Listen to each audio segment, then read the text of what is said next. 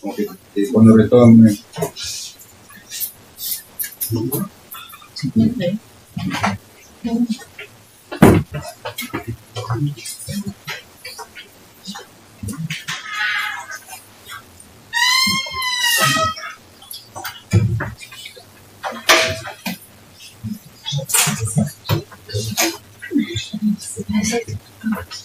Bien.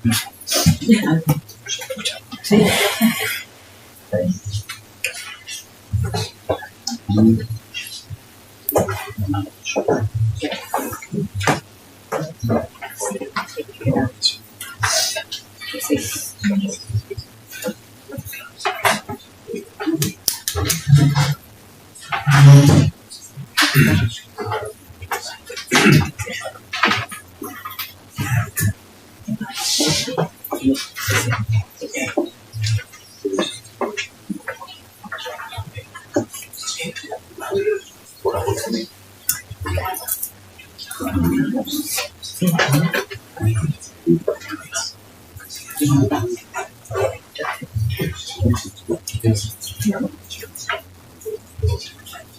Ya miramos ahí. Ya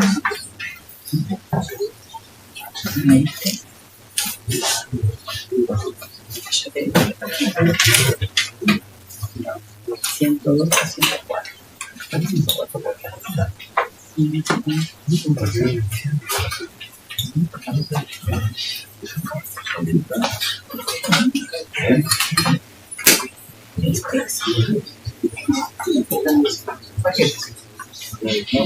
Acá.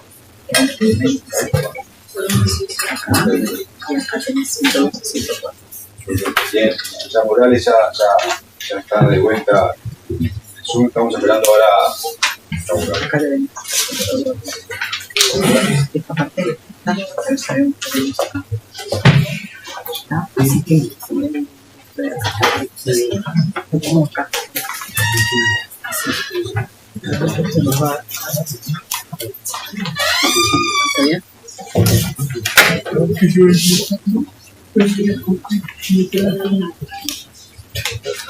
Yo.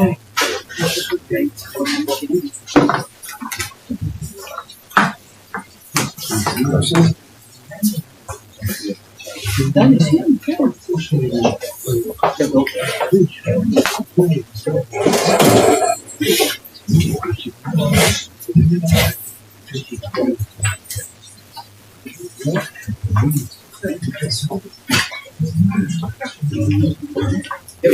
Bien, ya volvieron a conectarse los hombres. Entonces, retomo donde estaba. Exacto. Ya he preguntado cómo se inicia el procedimiento de contrabando de armas que termina con la muerte de Rodríguez. Respondo. Comienza, creo que no fue ya. presente. Sí.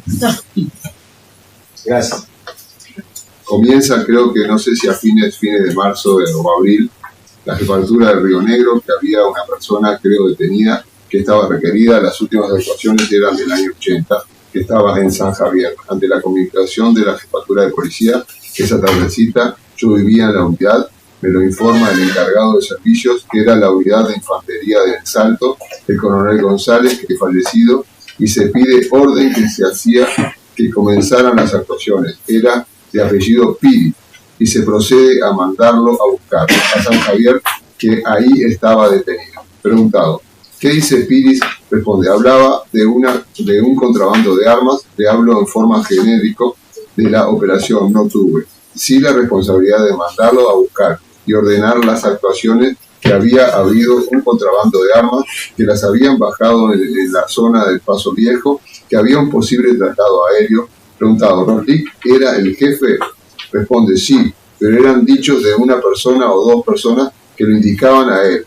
Uno en particular, Piris, que acusaba a Rodríguez que había participado en el contrabando de armas. Preguntado, si fue por decisión suya que se trajo a Jacina al batallón 9. Responde, yo participé en una idea con Piris cuando dijeron los posibles lugares donde se pudo haber hecho el contrabando en la zona de Puerto Viejo y la posible utilización de pistas de aterrizaje. Era plana, pero estaba llena de maleza. Preguntado, usted en su declaración ante la justicia militar dijo que Piris da Silva hablaba mucho. Responde, sí. Preguntado, ¿le merecía credibilidad? Responde, vio esas personas parlanchinas tipo vagabundo, era fotógrafo. Hay personas muy habladores y no sabe a ciencia cierta todo el historial de la persona. Sí que hablaba. Preguntado, si a usted no le convencía. Respuesta, era un poco parlanchín, sabíamos que era brasileño, pero su origen no era fotógrafo, de cosas anteriores no.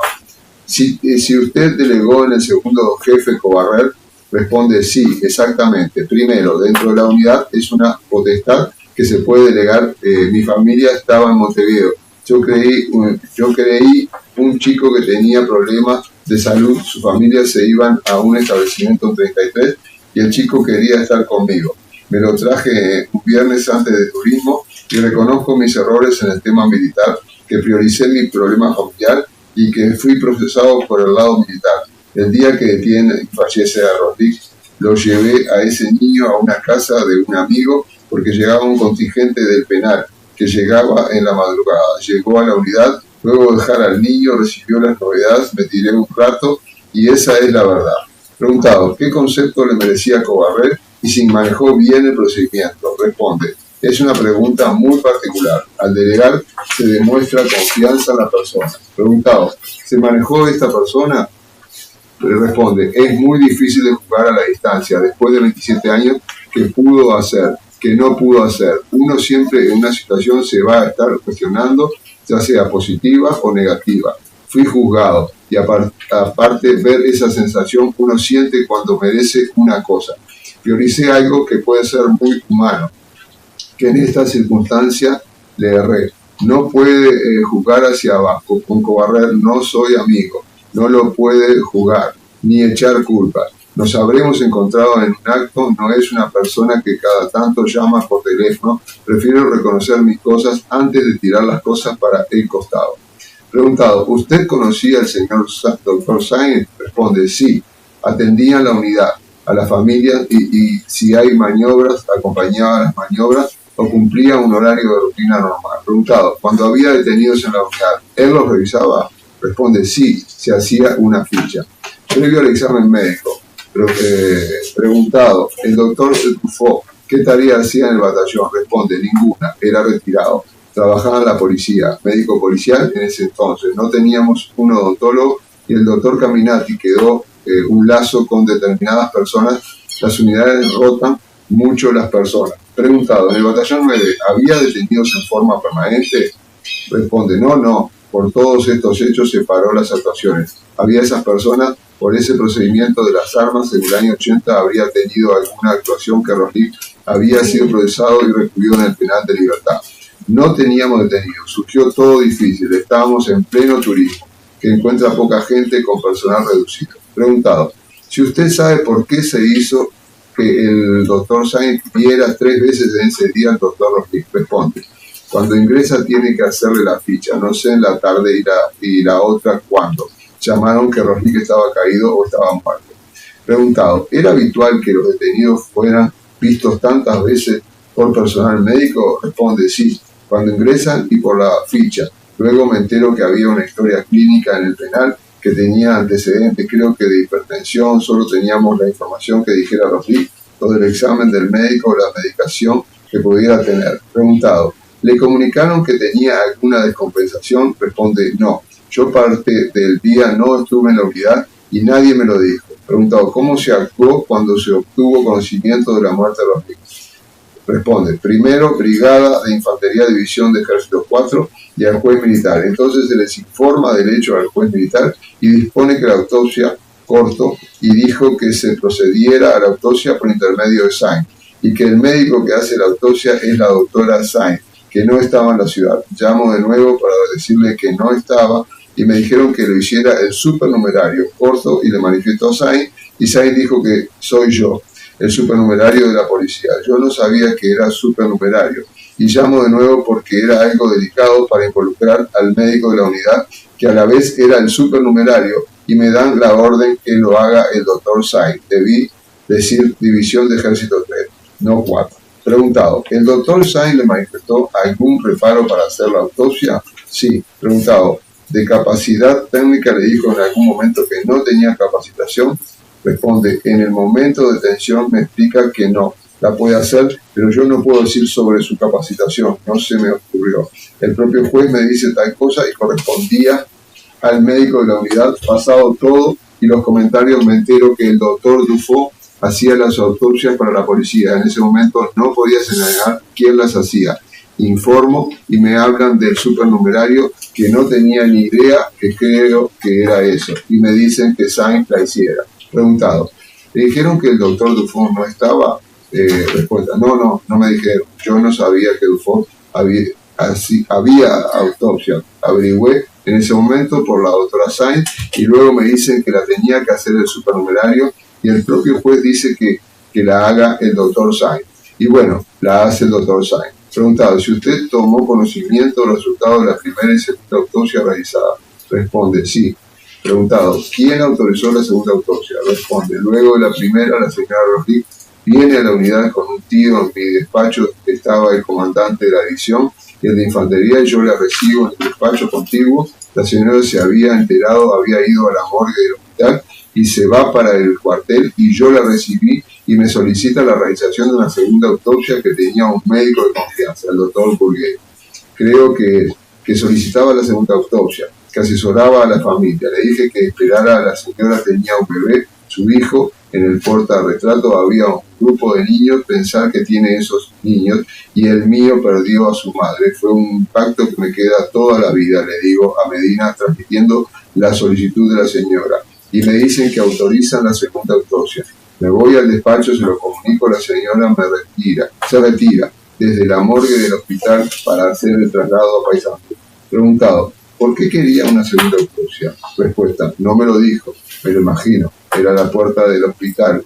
Hubieron unas agresiones verbales hacia Sainz. Entiendo que por ahí venía la cosa. Preguntado, sé que se lo preguntaron reiteradamente en el expediente militar si en su concepto el doctor Rodríguez fue sometido a premio físico. Responde, creo que no lo puedo asegurar. Luego de la segunda autopsia de Paysandú, con anemia aguda, multicausal, términos que recuerdo, me explicaron que por golpes tendría que haber sangrado. No lo puedo aseverar científicamente, que eso no existía. Además, no sé. Preguntado, ¿había algún protocolo en el interrogatorio? Responde, no. El procedimiento a seguir está indicado por manuales de época que agarra tipo Carta de Ginebra. No le veo una correlación en lo particular. No fui interrogador, ni participé, no me gusta. No estoy capacitado. La forma de interrogar o la cartilla, digamos, que supongo que se creó por experiencia, no soy interrogador. No estuve en esa función en particular y en estas menos. El que podría interrogar podría ser el S2, el oficial de información de la unidad. Le mandaba el jefe con determinados oficiales que escuchaban y recibían la información del interrogatorio. Comparaban sus dichos. Preguntado, ¿quiénes eran en ese grupo de inteligencia? Responde, lo mandaba el Cobarrer. Preguntado, ¿cómo se procesaba esa información? Responde, los procedimientos normales. Había un presumariante, lo que pedía el juez militar, se cotejaba información, cuando tenían un hecho concreto se le explicaba de qué lo acusaban y el juez armaba el acta. No le puedo hablar en detalle, no información primaria, las actuaciones terminaban en ese punto. No le puedo decir qué se le podría haber mandado al juez, yo no participaba en los interrogatorios. Preguntado, en la sentencia de la justicia militar se observa el tema del plantón que si hubiese interrogado a Rodríguez vendado, ¿usted sabe cómo se hizo? Responde, que había una sala, que lo estaban interrogando y cayó. Esa es la información que yo recibo, muchas personas no sé. Preguntado, ¿qué conclusión saca usted por la cantidad de personas? Responde, quienes dirigían los interrogatorios eran los capitanes y los tenientes más viejos y en la otra era personal que pudiera saber o como testigo o de lo que estaba pasando. No recuerdo así en particular de decirle hace muchos años. En algún momento me pudieron haber preguntado por qué tanto, pero no sé. Preguntado, ¿tuvo alguna consecuencia en su carrera?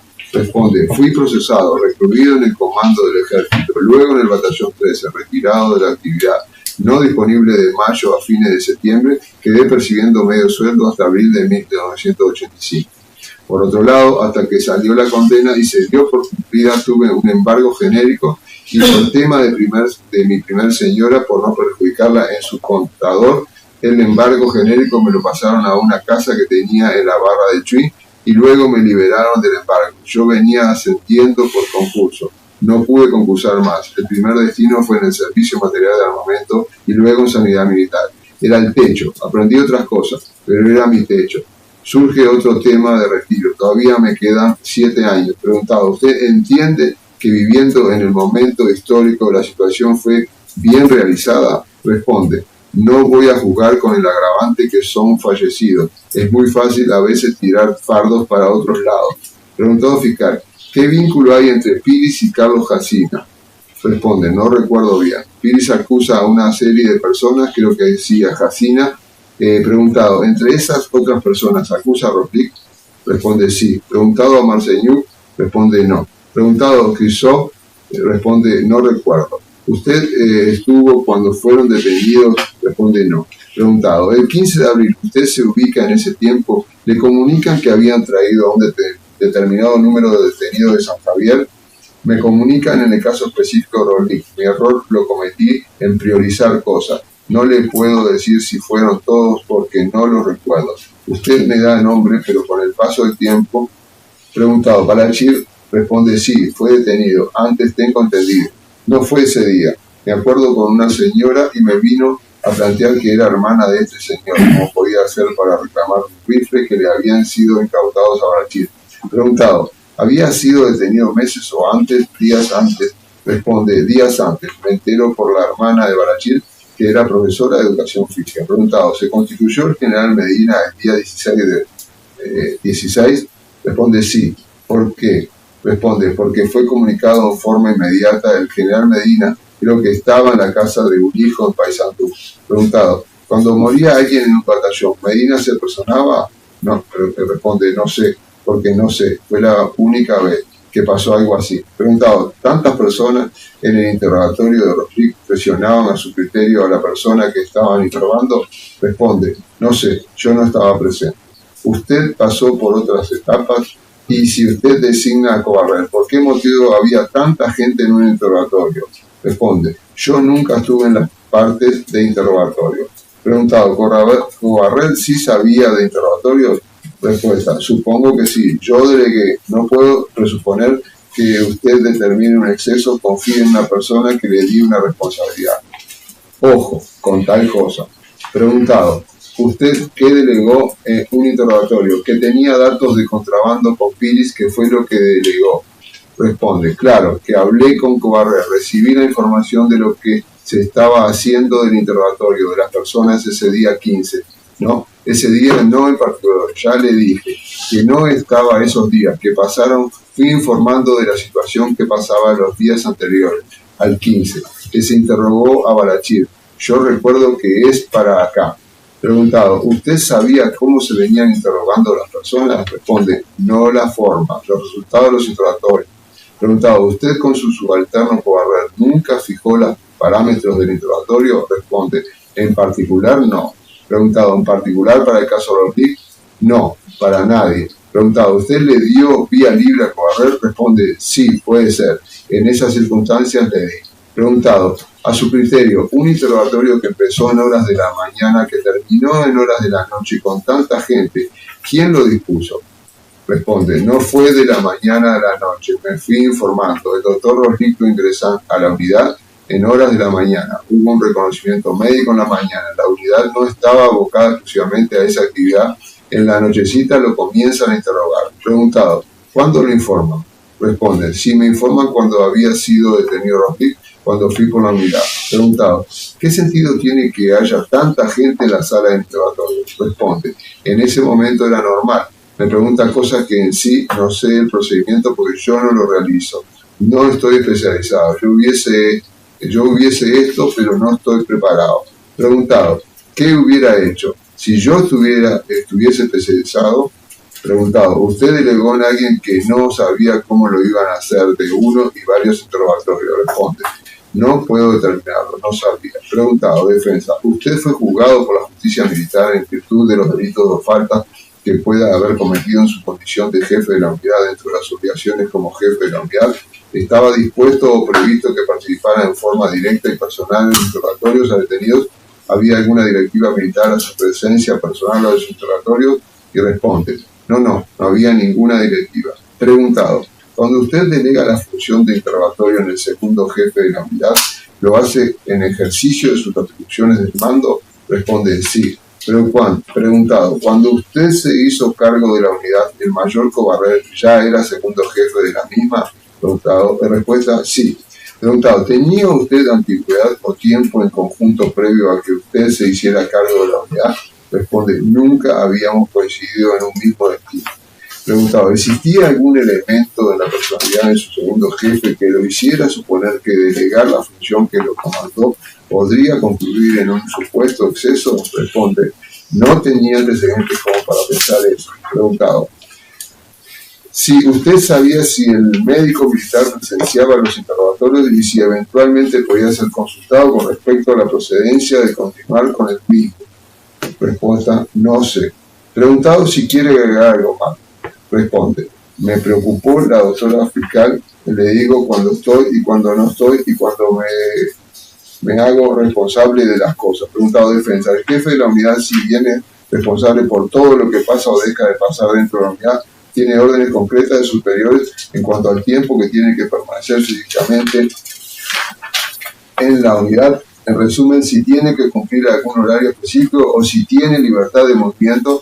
Responde, en situaciones habituales el horario habitual, el horario normal es de 7 a 2 o instrucción o actividades en particular. Después, si tiene la libertad de salir para cumplir otras, sí tiene la libertad de salir para cumplir otras obligaciones que daban el servicio, ser director del paso de frontera, que había que salir por problemas de documentación, pero el director de subsistencia era el director departamental de educación física, sabía que era revalidar la firma de fichas médicas, era secretario en el plan Oriones, el departamental, estaba el intendente y el jefe era el secretario y debía concurrir con el intendente. Había un espectro grande que había que moverse, no estas fechas, porque era el descanso. Preguntado, defensa, en el funcionamiento habitual en las unidades del interior, ¿quién asume la representación de la misma en los hechos protocolares, sociales, actividades de la vida cotidiana de la ciudad? En concreto, ¿de quién es la responsabilidad de acudir a todos esos eventos? Responde, era el jefe. Sí, había un acto en una escuela que se podía mandar a un delegado. Todas las actividades sociales que surgen de la responsabilidad pasajera que tenía que cumplir fueron 4 días. Preguntado, particularmente en esas fechas, o mejor dicho, ¿desde cuánto tiempo antes de la unidad que usted comandaba había dejado de realizar operaciones antisubversivas? Responde, sé que en el año 80 fue la última leída que se ratifica y firma después de la señora juez por ante mí, de todo lo cual todo es fe. Y firma el declarante y firma la doctora Livia Piñataro como juez letrado. A continuación vamos a leer las declaraciones de la víctima Carlos Alberto Casina. Leiva. Libro 15, hojas 92 a 93 del mismo expediente. Sí, 93 vueltos del mismo expediente del Ministerio de Salud Pública. 316 del 2015 del 87. Adelante, ¿el doctor o la doctora? ¿Sí, usted, doctor? No, sí, yo adelante. estaba esperando la No, adelante, doctor. En la ciudad de Fraiventos, el día 8 de noviembre de 2011, estando en la audiencia la señora juez letrado doctora Livia Piñataro, asistida por la autorizante, la señora fiscal y doctora Ley, doctora Gabazo y Graciela Figueredo, se procede a labrar la presente a una persona que dice llamarse Carlos Alberto Jacina Leiva, uruguayo, soltero, cédula de identidad 1.427.325-5, de 63 años, domiciliado en Japón, 1724 de Montevideo, jubilado. Las demás que le comprende por lo que dirá. Preguntado, ¿usted estuvo detenido en el gobierno militar? Sí, estuve en abril del 80 hasta agosto del 84. Preguntado, ¿cuál era el delito? Responde, a mí me aplicaron atentado a la Constitución seguido de actos preparatorios sin reiteración real, porque nunca fui detenido. Esa fue la pena que me dio el juez militar. Preguntado, ¿dónde cumplió la pena? Responde, en el penal de Libertad, por razones políticas, nos llevan allí. Preguntado si en abril del 84 usted fue trasladado al batallón de infantería número 9 de Fraiventos. Sí. Preguntado si sabe los motivos por los cuales fue trasladado. Responde, nunca me lo explicaron. Preguntado si usted fue interrogado durante su estadía en el cuartel de Fragmentos y por quién y si recuerda. Responde, sí, fue el teniente Morales quien me interrogó. Seguían con la canción que San Javier era un grupo armado, ya me habían quebrado los huesos a golpes, las rodillas, luego que estuve detenido, a los 3 meses aparecí en libertad de nuevo. Preguntado, cuando usted se refiere a esos apremios físicos, ¿a qué año se refiere? ¿80 o 84? Todos decían que era un grupo armado. Fue lo mismo rodaba en el año 80 y 84. Preguntado, si puede decir qué pasó en el año 84. Responde, a mí me detienen y me torturan. Morales fue el que me interrogaba. Después me encapuchan y siento voces. Capaz él no estaba. Mandó a castigar a otro.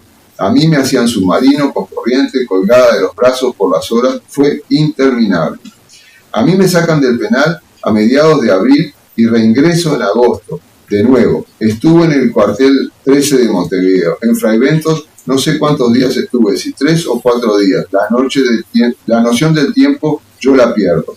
Preguntado, ¿en algún momento de Fragmentos usted vio al doctor Roslik?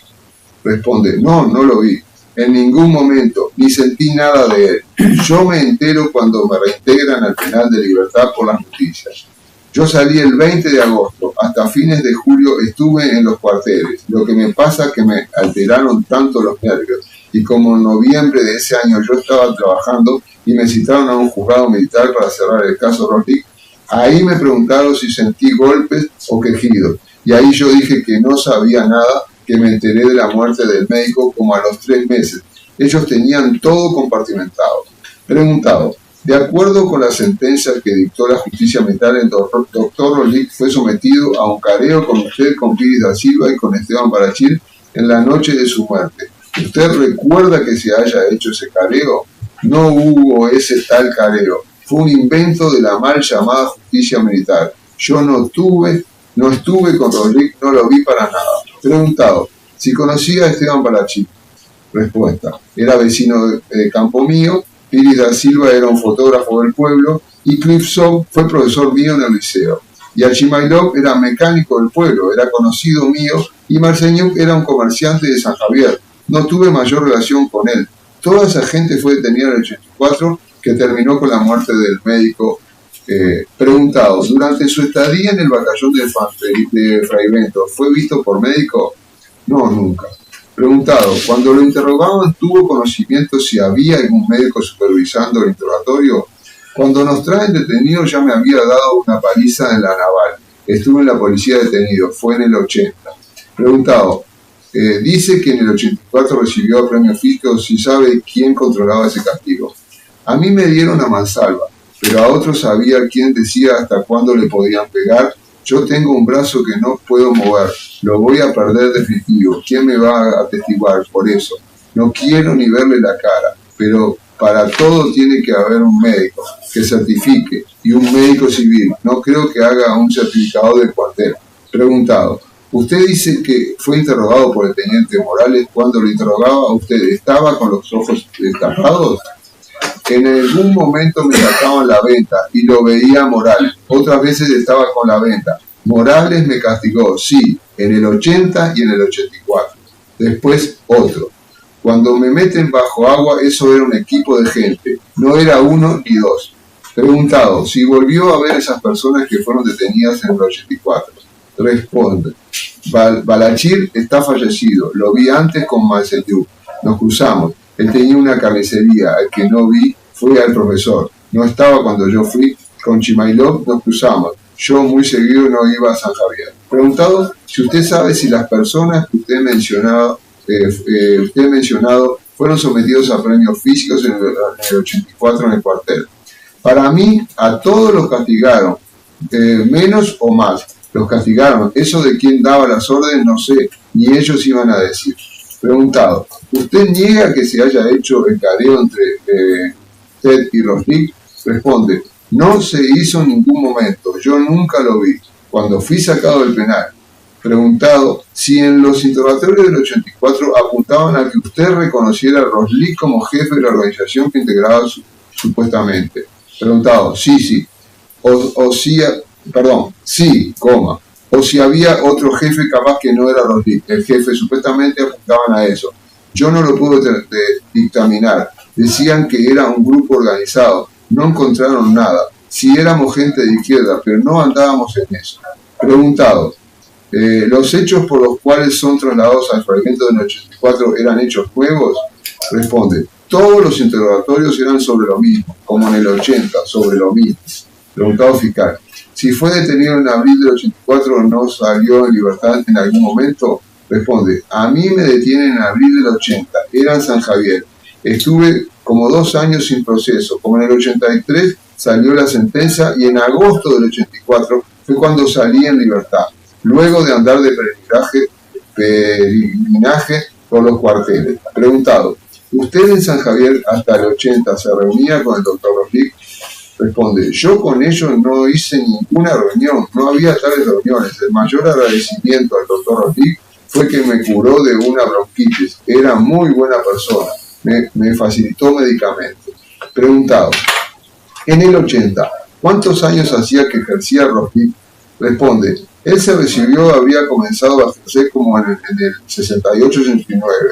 Ya llevaba varios años en el ejercicio de la medicina. Primero no tenía ni coche, andaba en bicicleta. No sé cuánta gente ayudó. Preguntado si tenía enemistad con algún otro médico de la localidad. Respuesta. Ahí había otro médico que ejercía en la policlínica, pero no creo que haya enemistad entre ellos. Preguntado, en el 80 o cuando usted estuvo en el peregrinaje, si se hacían los careos. No, a mí cuando me interrogan me vuelven a castigar acá. Yo estuve colgado. No se me preguntó más nada. Yo nunca fui cariado con Roslik. Posiblemente hubo gente, a mí no. Esa gente de San Javier, éramos 11 que trajeron, estábamos en el pabellón, a un costado mío, estaba Roslik, pero nunca me cariaron, y menos en el 84. Preguntado, ¿ellos actuaban, los que interrogaban, actuaban con la cara descubierta? Responde, a mí me detiene Morales en el 80, y los otros no sé, eran alférez. Él mismo se identificó. En el 80 andaba a cara descubierta también, yo lo ubico bien. Preguntado, en el 84 usted escuchaba que Morales ordenara hacer algo o recibiera órdenes de alguien. Respuesta, eso seguramente que el comando del batallón lo tenía en reserva. Se reunían en un lugar lejos donde estábamos los detenidos, supongo actuaban así. Al momento del interrogatorio del cuartel de Fray Bento, me llevan a hacer unas caminatas, me meten en un tacho con tablas, me rompieron una pierna y me daban corriente y me sacaban, me interrogaban. Yo siempre encapuchado, hasta que en un momento alguien dice, dejen a este hombre que lo estamos destrozando. Y ya llevaba horas de castigo.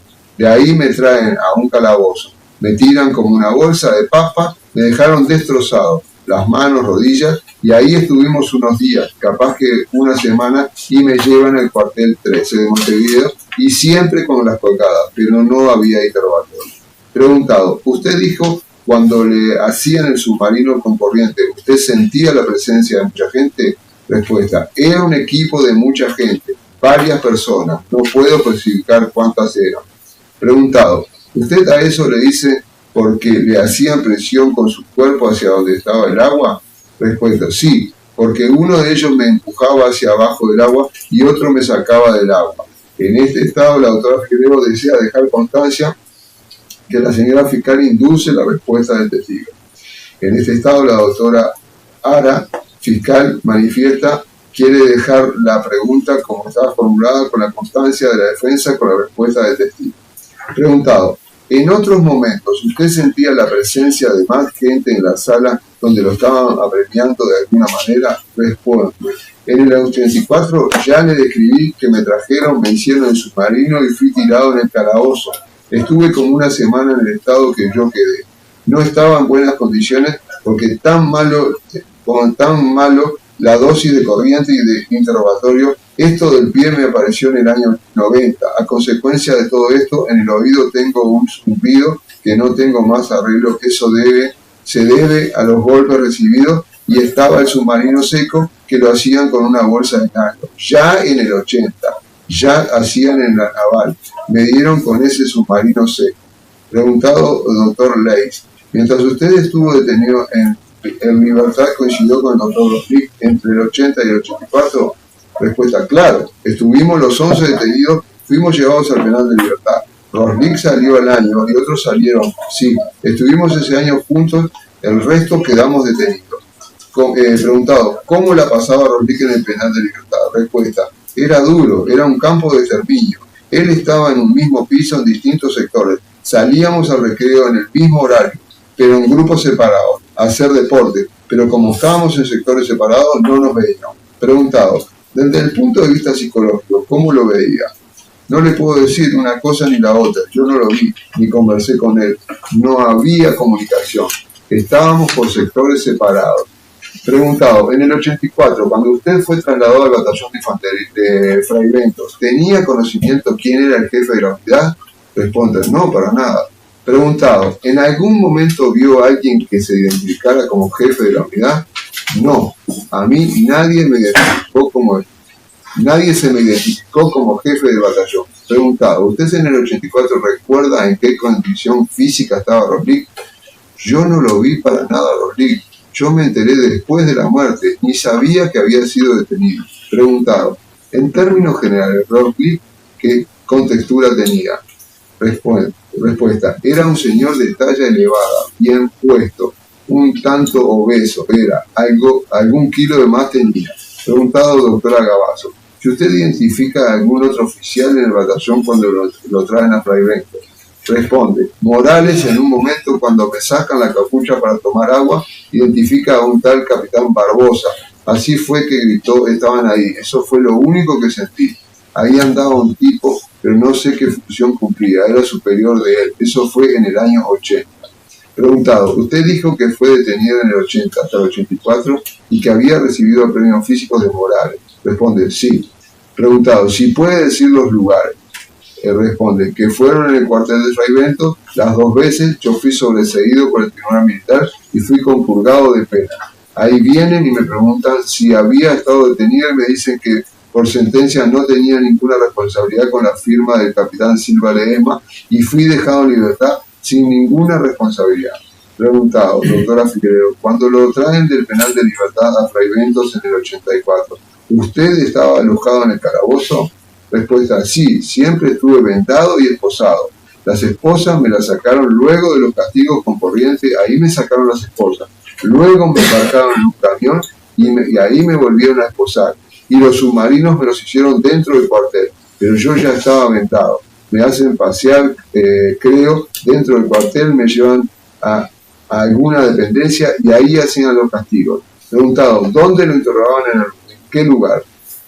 Respuesta, cuando me hacían el submarino, me sacaban y me interrogaban, me volvían a meter y me seguían interrogando. Y ahí es donde digo que se supone que debe haber un equipo de gente. Preguntado, doctor Ley, usted dice que lo interrogaban luego el submarino, si recuerdo sobre qué. Respuesta, sobre ese grupo armado, que decían, pero no había ningún grupo armado, era en general, que me preguntaban, solo versaban sobre lo mismo, que éramos un grupo armado para derrocar al gobierno militar. Preguntado si tiene algo más que agregar, responde que ahora, luego de tantos años, me hace mal recordar toda esa situación de peripecia que me tocó vivir. No maté o no robé a nadie y pasé por todo eso. Medida que se ratifica y firma después de la señora juez por ante mí de todo eso, lo cual doy fe. Y firmado por la doctora Livia Piñataro, juez letrado, y los comparecientes nombrados al comienzo. Ahora pasaríamos, doctor, a dar lectura al testimonio de 16 de Dardo Ivo Morales, hojas 97 a 100. Sí, ¿correcto? Perfecto. En la ciudad de Fray Bentos, el día 8 de noviembre de 2011, estando en audiencia la señora juez letrado doctora Livia Piñataro, asistida por la autorizante, la señora fiscal doctora Arminia Biotti y doctores Leis, doctora Gabazo y Graciela Figueredo, se procede a labrar la presente a una persona que dice llamarse Dardo Ivo Morales Machado, casado, cédula de identidad 3.469.999-0, de 55 años, domiciliado el 25 de mayo 5441, Montevideo, retirado militar, y a las demás que le comprenden por lo que dirá. Preguntado. Cuando prestaba servicio en el Batallón 9, febrero de 1977 hasta febrero de 1987, vine de alférez, estuve 8 años. Preguntado. En el año 1984, ¿qué grado tenía usted? Responde. Teniente primero. Preguntado. Si usted participó en el operativo que tuvo lugar en San Javier en el año 1984, que tuvo como desenlace la muerte de Roslik. Responde. En el operativo de detención no participé, sí en el interrogatorio. Preguntado. Si cada persona que era detenida se ponía a cargo de un oficial. Responde. Cada detenido tenía un oficial a cargo, que tomaba los apuntes correspondientes en el interrogatorio. Preguntado. En abril de 1984, ¿el único detenido que tenía a cargo era Roslik? Responde. Sí. El que yo tenía, sí. No era el único en la unidad. Preguntado. ¿De quién recibía órdenes directas? Usted. Responde. Del operativo que coordinaba era el mayor Cobarrer, que tenía actividades de comando de este batallón. El señor Olivera. Preguntado. Si usted había recibido alguna capacitación específica en área de inteligencia e interrogatorio de detenidos. Responde. Las básicas y el criterio lógico. Y yo ya había participado en el año 80 en San Javier. Preguntado. Sí, el operativo del año 80 era el único antecedente de importancia. Responde. En el cuartel no se vivía cazando presos. Tenía actividad normal. Yo era secretario del Plan Orione. Estábamos en el comité patriótico. Tenía actividad normal. Yo estuve 8 años en la unidad. Había otras tareas. El batallón tuvo 2 operativos y yo estuve 8 años. Preguntado. De acuerdo con la versión que consta en el expediente de la justicia militar y por lo declarado por el señor Sáiz, ¿qué vio al doctor Roslik en 2 oportunidades antes de su muerte? Si podría indicar por qué se solicitó una segunda revisación y quién dio la orden. Responde. Cuando entraba un detenido a la unidad, se le hacía una ficha y se le pasaba una visita médica del personal y luego revisaba a los detenidos. El doctor Roslik entró a las 6 de la mañana. Se le hizo la ficha, se le revisó, no sé en qué se basa esa revisación. Todos los días la unidad tenía una revisación para soldados y pasaba una visita a los detenidos. Era habitual, la del personal era al mediodía, no era excepcional. Y el médico pasaba después por los detenidos. Se le revisaba cuando la persona entraba. Preguntado. Si su primer contacto con el doctor Roslik fue en el momento de iniciar el interrogatorio o en horas previas. Responde. Lo vi antes, pero el primer contacto fue en el interrogatorio. Preguntado. ¿Dónde estuvo alojado el señor Roslik? Responde. Estuvo detenido en la sala de disciplina, sala del personal subalterno, que se vació para llevar los detenidos, y el interrogatorio empezó en la guardia cercana a la medianoche. La hora exacta no recuerdo. Pasaron 28 años después de las 11 y antes de medianoche. Preguntado. Durante su permanencia en la sala de disciplina, ¿el doctor Roslik estaba esposado o tenía comodidad? Responde. Tenía una cama y una silla dentro de la sala de disciplina, pero en libertad. Preguntado. Dentro de los detenidos, ¿el doctor Roslik era considerado como jefe del operativo? Y si usted consideraba si podía mantener una negativa en el interrogatorio. Responde que era jefe. Eso lo dijeron los otros detenidos. Era una persona con mayor información, se recibió de médico, en la currícula tenía un curso de primeros auxilios, él presta la reválida, nosotros teníamos esa información, él se recibió de médico en la Universidad Patricio Lumumba de Moscú, hizo el curso allí, se veían las materias, una de las pocas personas que obtuvo la reválida eran tácticas guerrilleros, eso decía el doctor Roslik, estaba entrenado en el exterior, documentación que presentó él, que hizo su reválida, es muy claro cómo era su condición, uno de los pocos integrantes de la colonia blanca que vinieron corridos de Rusia, el Partido Comunista lo mandó a estudiar a Moscú. Preguntado, si era posible concluir que había una diferencia de formación, de adoctrinamiento, responde, era un cuadro entrenado en el exterior, totalmente diferente a los otros. Preguntado, ¿por algún motivo en particular lo designaron a usted al interrogatorio de Roslik? Responde, no sé, me dieron la orden y la acaté como tal, como militar que soy, me dio la orden Cobarrer. Preguntado, simultáneamente o antes se había interrogado a Balachir, Jacina Pires responde. Este operativo empieza porque del operativo anterior quedó pendiente la captura de Pires da Silva. Lo capturan y ahí comienza el segundo operativo. Preguntado, si Roslik cuando declara la primera vez no hace referencia al operativo de armas. Responde, él estuvo en el penal de Libertad, poco tiempo, no hubo pruebas, no recuerdo. Faltaba la figura de Pires da Silva, que era importante en la investigación. Preguntado, si los mencionados y los demás detenidos reconocieron la participación. Responde, Pires da Silva, Balachir, Jacina, sí. Preguntado, ¿usted recuerda a qué oficiales se le dio la orden del interrogatorio de estas personas? Responde, no me acuerdo. Preguntado, ¿cómo se desarrolló el interrogatorio del doctor Roslik? Responde, primero se le preguntó sobre su participación en el contrabando de armas, y él lo negó. Le hicimos escuchar la grabación del interrogatorio de Pires da Silva, le volví a preguntar y dijo que el brasilero mentiroso no era creíble. Es cierto que Pires hablaba mucho, no digo que no fuera creíble. Se hizo pasar a Pires da Silva a la habitación y se le interrogó si él había participado en un contrabando de armas y se le preguntó quién era el jefe y dijo que era Valodia, que era el doctor del pueblo. Le pedí que aclarara porque creo que había otro médico, creo que Walker, y aclaró y dijo que era el doctor Vladimir Roslik. Se hace retirar a Pires, lo vuelvo a interrogar, y decía que era la palabra de Pires contra la de él. No me acuerdo si le hicimos escuchar la declaración o le hicimos pasar a Jacina. No me acuerdo si se le hizo escuchar. Jacina dijo que el jefe de operaciones era el doctor Roslik. Y lo hago salir y lo vuelvo a interrogar a Roslik. Y le digo, son dos que lo acusan. No es solo el brasilero. Y siguió negando que era conocido de la villa. Yo quería saber esto, que hay gente que dice que usted es el jefe de la operación del contrabando. Sigue negando y ahí a Balachir no le pasé grabación y Balachir respondió lo mismo. Se va a Balachir y le pregunto, doctor, son 3. Y me dijo, está bien. Dijo, estoy haciendo anotaciones en el cuaderno y se desmayó y levantó la vista y se cae de bruces hacia adelante. Ahí aparece el enfermero García, que trata de le hace maniobras de reanimación. Alguien va a buscar al doctor Sainz. No sé quién lo fue a buscar. El doctor Sainz aparece, le hace unas más maniobras. No estoy seguro que García le dé un inyectable. Sí, Sainz.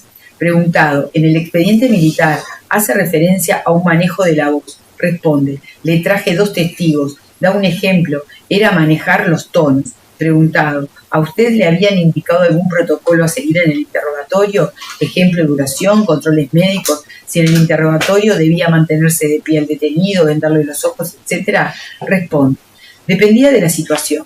Hay manuales de cómo manejar los interrogatorios. No le dice que debía estar largo tiempo de pie, parado. Dependía, digamos, de la relación entre el interrogado y el que interrogaba. Pires pidió un cigarro y se le dio, pidió café y se le dio. Era una relación normal, que está detenido y una persona que tiene que interrogarlo. No había una situación de crispación. Yo le pregunto, usted me responde. No había gritos. Era una situación como la que estamos acá.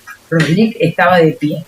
Preguntado, ¿la situación de estar de pie con ojos vendados, alguien se la dijo? Responde, el interrogatorio podía estar de pie o sentado y los ojos vendados era para preservar la identidad. Los propios compañeros, por ejemplo, Pires, Jacina. Preguntado, otra de las observaciones que se realiza en la sentencia es la presencia de numerosos oficiales en la sala de interrogatorio.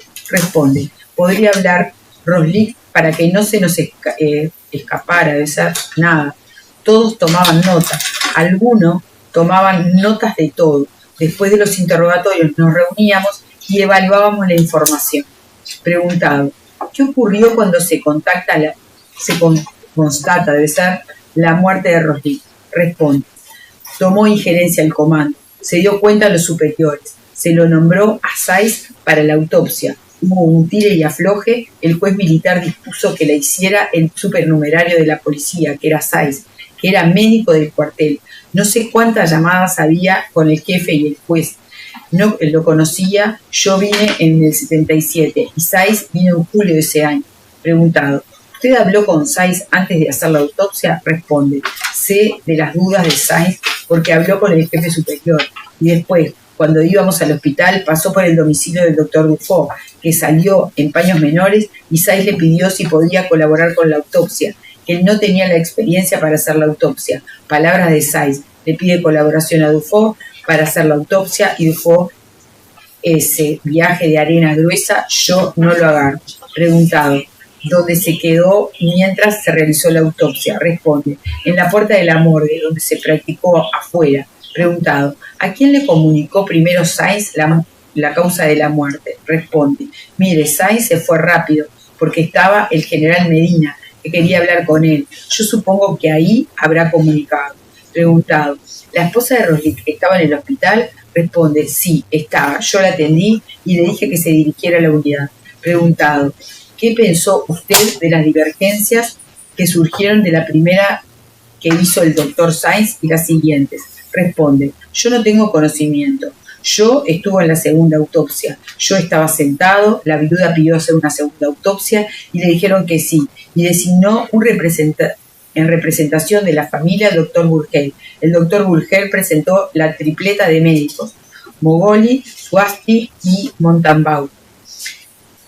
Y la autopsia se hizo ese mismo día, de tarde en Paysandú. Participaron los doctores Sáenz y Daluz. Había 6 médicos. Había una divergencia por el tema de hígado, que tenía el hígado desgarrado. Uno dijo que era roto, pero Sáenz dijo que lo había hecho él.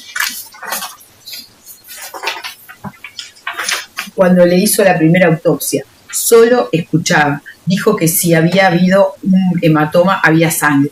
Preguntado, ¿las causas de asfixia, usted escuchó algo? Responde, recuerdo el tema del hígado, sé que discutieron, pero no recuerdo. Preguntado, de acuerdo con lo que usted pudo saber o escuchar, ¿Olivera delegó toda la ejecución del operativo al mayor Cobarrer del año 1984? Responde, no todo, porque Olivera comandó el operativo cuando cae Pires da Silva. Viene el comandante de la brigada, que corresponde a Salto. Se hizo un memorándum y el comandante González se hizo cargo de la operación. Él asume la responsabilidad del batallón, la tiene de por sí. Olivera nunca perdió el control de la operación. Preguntado, Olivera manifiesta que tuvo que traer a un niño que se fue de la unidad, que no tuvo una presencia o seguimiento, que no estaba capacitada en interrogatorio. Responde, es cierto que no participó en el interrogatorio del doctor Roslik. Yo doy fe que no estaba presente en el interrogatorio. Nosotros hacíamos reuniones que él estaba informado. El coronel Olivera no estaba en el interrogatorio de Roslik. Yo estaba lejos del jefe. El jefe le había dado la orden al segundo jefe. No me llegaban las órdenes directamente. ¿Tiene mayor, teniente? Preguntado, ¿se dio la delegación de hecho de la tarea del operativo? Responde, desde cae Pires hasta que cae Roslik y luego muere, el interrogatorio estaba a cargo del mayor Cobarrer, pero toda la operación siempre estuvo a cargo del jefe Olivera. Preguntado, si usted se vio perjudicado por el hecho de la muerte de Roslik. Responde, me dieron un buen destino como capitán. No, yo no. Preguntado, ¿cómo evalúa su actuación de Roslik? Responde, correcta. Y si lo tendría que volver a hacer, lo haría de la misma manera. Preguntado, en la justicia militar, si el doctor Roslik fue sometido a premio. Responde, no fue sometido a premios físicos. Preguntado, si podría explicar qué representa para un militar el honor militar. Responde, es una condición sine qua non para aquel que reviste, es lealtad, es obediencia, ser recto, cumplir las órdenes que tiene que cumplir. Preguntado, si usted hubiera jurado por su honor militar en caso de haber sometido al doctor Roslik a premios físicos. Responde, nunca sometí a nadie a premios físicos por mi familia. Tengo honor como hombre y buen padre de familia que soy. Preguntado, fiscal, ¿usted está retirado en estos momentos? Responde, sí, como mayor en el año 1996. Llevo 15 años y 6 meses de retirado. Preguntado, ¿a qué se debió lo que esta fiscalía considera un exceso en horas en el momento de la detención y, como dijo antes, de las 12 del detenido Roslik? Responde, ¿para usted es un exceso? No sé a qué hora fue detenido. Yo le quiero explicar que el cuartel tenía múltiples actividades. En ese momento estaba recargada las actividades. Había una compañía destacada de 100 hombres y 4 oficiales que estaban en el penal de Libertad. Teníamos que hacer las actividades normales de la unidad, plantar, pintar liceos y a su vez terminar las actividades normales y esta tarea suplementaria. Preguntado, ¿usted priorizó entonces esas otras actividades, a tomar declaración a una persona detenida? Responde, no es una decisión mía, es del conjunto. Tenía un jefe, un segundo jefe, capitanes y luego tenientes primero. Cobarrer era el jefe de las personas que estaban en el interrogatorio. Morales no decidía a qué hora toma declaración a tal hora. Era una decisión de conjunto. Preguntado, ¿se habían estado tanto tiempo detrás de esa operación? Habían encontrado el testigo Pires da Silva. Sería lo que más se quería era una prueba, lo que más se quería era que prueba tenía. Responde, 12 horas, no voy a decir que no es nada, pero no los hacía. No sabía qué hora lo iba a traer detenido a Roslik. Yo tenía conocimiento que había llegado de mañana. Pregunta, ¿a estas personas se les descubrió la cara? Responde, no, seguro entre Pires da Silva, Barachir y Jacina no se les descubrió la cara. No sabían que estaba Roslik ahí. Roslik no pronunció palabra. Preguntado, ¿cuánto duró el interrogatorio a Roslik? Responde, no tengo idea exacta. 40 minutos, no sé con precisión el tiempo que duró. Preguntado, a su criterio, ¿fue largo o corto? Responde, en cuanto al tiempo, normal. Preguntado, ¿usted le había comunicado al mayor Cobarrer sobre el interrogatorio? Responde, Cobarrer estaba presente y otros oficiales. Preguntado, Gabazo, Roslik, cuando, no sé lo que dice acá, cuando están estas 3 personas, ¿estaba vendado o no? Responde, sí, estaba vendado, no se veía. Roslik escuchó a Pires da Silva, a Jacina y a Balachir. Ellos no sabían. Preguntado, ¿me puede decir la diferencia o qué es la sala de disciplina y la sala de interrogatorio? Responde, la sala de disciplina es donde cumple las sanciones rigurosas el personal subalterno de la unidad y la sala de interrogatorio es una dependencia aparte de la sala de disciplina. Preguntado, ¿qué hay? Responde, teníamos una mesa, una silla, el resto estaba parado. Interrogamos en el despacho del comandante de la guardia. Preguntado, ¿qué distancia había entre una sala y la otra? Responde, 15 metros. No creo que haya más. Están en el mismo cuerpo edilicio. No existía una sala, no existía un lugar físico. Era un lugar cercano y cómodo, y elegimos el despacho. No debe haber 6 o 7 salas de disciplina. Había más detenidos. No sé si estaban todos llenos. Había mujeres detenidas que estaban en lugar aparte, no recuerdo el año. Para cada sala de disciplina había un detenido. Preguntado, ¿tenía para decir de las declaraciones del señor Jacina de que fue sometido a premios físicos por usted? Responde, yo jamás sometí a premios físicos ni por mutuo propio. Nunca nadie me dio la orden en los 25 años que estuve y nunca vi que lo hicieron. Preguntado, ¿a qué se preguntó acerca de un careo que se hizo con Roslik? Responde, careo no hicimos. Que la persona declarara en presencia de otra sin que supiera la otra persona que supiese. No hubo otra contraposición de los detenidos. A Roslik se le hizo escuchar vía cassette y en presencia de los 3 detenidos. Preguntado, Gabazo, ¿se le realizaron grabaciones de todos los detenidos? Responde, sí, lo hacíamos como norma, a Roslik también. Había que tener presente el momento histórico que estábamos viviendo en aquel entonces, en el año 84.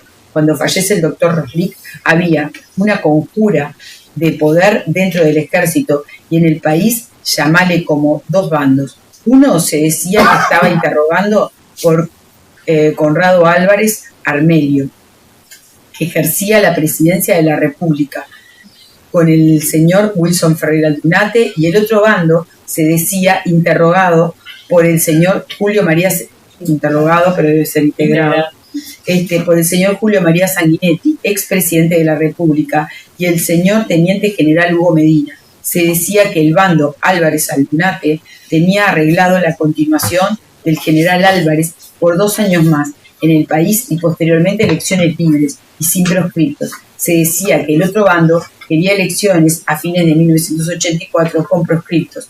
Eso era lo que decían en ese entonces, en el ambiente del país y también militar. Cuando el jefe le comunica al comandante de brigada la muerte del doctor y este lo hace a Medina, que en aquel entonces estaba en Paysandú visitando un hijo que a las pocas horas ya estaba acá, él apareció como furioso, como que le habíamos hecho la cama. Se le informa de la situación y se le entrega el cassette del interrogatorio de Rosnik que se escuchaba. Se desmayó, que venga un enfermero. El grabador siguió prendido hasta que terminó esa grabación. Se la lleva el general Medina y cuando voy a entregarle novedades de la segunda instancia, que voy a la casa del hijo, este es mi seguro militar, mostrándome el cassette. Los otros generales van a saber la verdad. Preguntado, ¿dónde está la grabación? Responde, yo no dije que se había borrado. Se lo habían llevado. Yo estoy seguro de lo que pasó. Mi conducta fue recta. No tengo que explicarle nada a nadie. No hice nada fuera de mi honor militar ni de hombre. Estoy muy seguro de lo que pasó. Preguntado, Leis, en el operativo del 84, ¿usted contaba en la unidad con la información o historia clínica de Rosnik en la permanencia en el establecimiento militar? Responde, yo no la tuve nunca en mis manos. Eso se lo aseguro, ni antes ni después. Preguntado, ¿cómo estaba físicamente Rosnik? Estructura, delgado, responde. Era un hombre robusto, de buena apariencia, era un profesional, estaba de saco y pantalón, eso me acuerdo clarito. Preguntado, ¿usted manifestó estar tomando nota en el momento que alguien dice se desmayó? Que usted no lo vio desvanecerse. Responde, lo vi cuando iba golpeándose en el piso, revisaba mis notas, se desmayó, dijo uno, y levantó la vista, y él estaba en el piso. Preguntado, ¿qué había de dónde estaba y dónde cayó? Responde, había un espacio libre, él enfrente parado. Preguntado, en términos generales, para una persona que tiene que interrogar, o sea, que en definitiva busca obtener información, el hecho que la persona interrogada fallezca en términos militares, ¿cómo se lo puede entender? ¿Es un fracaso? ¿Se trunca la investigación? ¿Es una vida que se perdió? ¿Técnicamente es un fracaso en el tema militar? Pregunta, ¿lo que contesta motivaba o no que la salud de los detenidos fuera bien atendida o bien considerada? Responde, yo entiendo que se le hacía lo que correspondía, se le revisaba la misma atención que tenía un soldado, pasaba por unidad, por una enfermería, si estuvo medicado, si tuvo una fractura. Preguntado, ¿se puede deducir de su palabra que había una preocupación la buena salud de los detenidos? Responde, sí, claro, si alguno precisaba un régimen médico se le daba. Preguntado, ¿el servicio de enfermería era siempre continuo o se modificaba si había detenidos? Responde, siempre había un enfermero de guardia de 24 horas. Preguntado, ¿el hecho que un enfermero se le daba la orden de permanecer en la unidad tenía algo especial? Responde, no tenía nada especial, era normal, todos los días entraba un enfermero de servicio. Preguntado, ¿cuando había detenidos se reforzaban los enfermeros? Responde, en el 80 se tuvo que reforzar. Preguntado, si se hubiera reforzado en el 84, ¿a qué hubiera obedecido? Responde, no se reforzó, no teníamos una luz amarilla, no se reforzó, había 100 integrantes fuera de la unidad y 5 detenidos. Preguntado, ¿tuvo usted la oportunidad de hablar con Sáiz luego de este episodio y cómo lo encontró? Responde, sí, hablé con él. Luego de la autopsia, Sáiz estaba convencido de la autopsia que hace. En ese vaso mi razonamiento es que cuando va a la segunda autopsia, él defendió su autopsia en términos médicos. En hecho posterior, él jamás tuvo dudas, que él no tenía experiencia, como dice, pero no tiene dudas a las conclusiones que arribó, o si las tuvo a mí, no me las manifestó.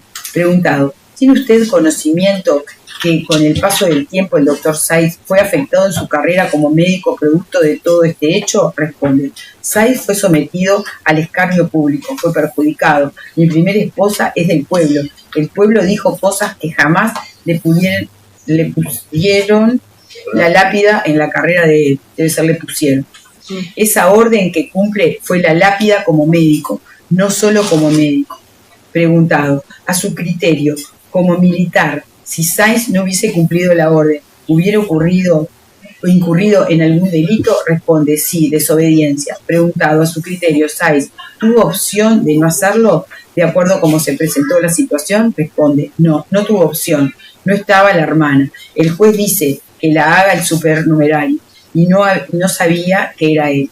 Preguntado: fiscal, cuando usted escuchó al doctor Dufault decir ese viaje de arena gruesa yo no lo agarro, ¿qué le dio a entender? Responde: el doctor Dufault había sido médico militar y estaba resentido, estaba en la policía. No me acuerdo si no era el director del hospital. Como toda la vida militar se fue profesionalizando.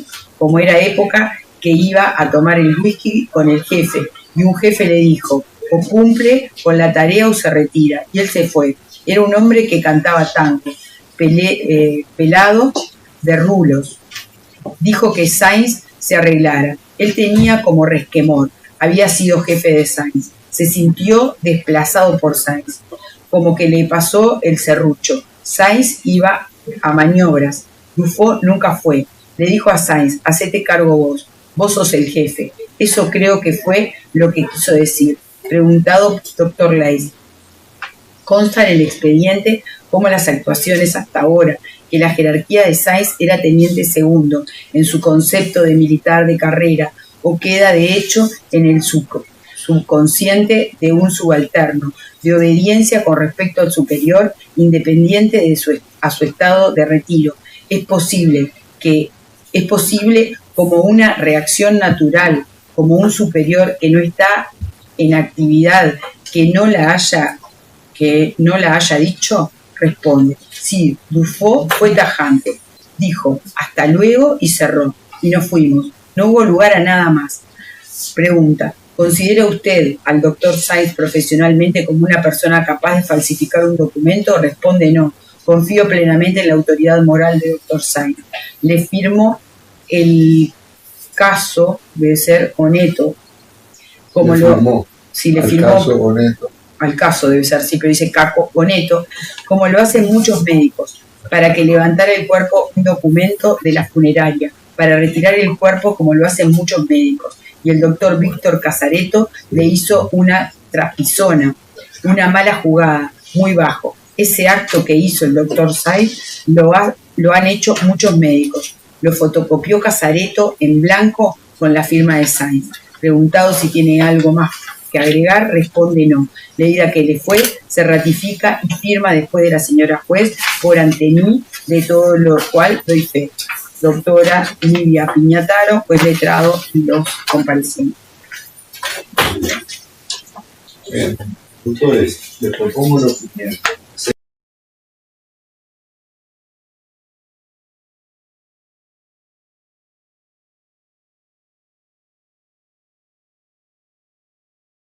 La convocatoria de las presentes audiencias, el cronograma que se propuesto por la Fiscalía, es que decía justamente, en caso de no ser posible diligenciar toda la prueba, trasladada en hora de la mañana que queda hora de la tarde. Yo les propongo lo siguiente: hacer ingresar esta prueba parcialmente, la prueba trasladada. Perfecto. Sí. Hacemos el corte, 13:30, retomamos con la agenda prevista para con la pericial. ¿Cómo? Con la pericial, claro. Y arrancamos para respetar los horarios de las personas que vienen y que se van. Si vienen en hora, claro, vamos a respetar eso, y una vez que iniciada esa prueba pericial, continuamos con esta prueba ¿la parece? Sí, claro. Me parece perfecto. Y ahora hacemos entrega para el ingreso, doctor, la incorporación. Vamos a hacer la formalidad por supuesto. La decisión nuestra. Doctores, usted ya lo... Sí. Bien. Parcialmente, perfecto. Ah, mirá. Sí está. Ah, mirá, mira. Doctor, esperen un poquito. Por favor, todavía no terminamos la Estoy pidiendo que se calle. Sí, ya sé, pero esta parte, como la vamos a hacer en forma parcial, sí, nos quedaría, esta parte la dejamos perfecto. acá y entregamos todo juntos. Sí, sí, sí. Más dudas para que no quede nada. Bien, muy bien. Téngase por admitido que sea la prueba parcial Número de la trasladada numerada del 5 a la 16, salvo la número 7. ¿Y la 3? la 3 falta, La 3 doctor. también, doctor. ¿También la 3 va? Sí. 1, 2, también. No, Sí. salud. No, pasa que yo le puse de las 5. De las 5 a las 16, por eso. De las 5 a las 6, incluyendo la 3. Vamos a poner, salvo la 7. Poner esa característica. Salvo el número 7, incorporándose la 3. La que se quedará como soporte material, que se rotula como material. Y vectores de lo creo que era la 16, ¿verdad? Sí. Sí. Declaración de número 20. Material 16, para un poquito. No, 15. Material 15. Bien. Prorrogando. Al final de la audiencia del día de la fecha, el resto de la prueba trasladada consistentes o numerada, perdón, del número 17 al 47. Bien. Sí, más. Bien, siendo la hora, autores, no. Bien, siendo la hora 12:35, se hace un cuarto intermedio y se los convoca a todos para la hora 13:30. Bien, señores, 13:30 nos volvemos a juntar.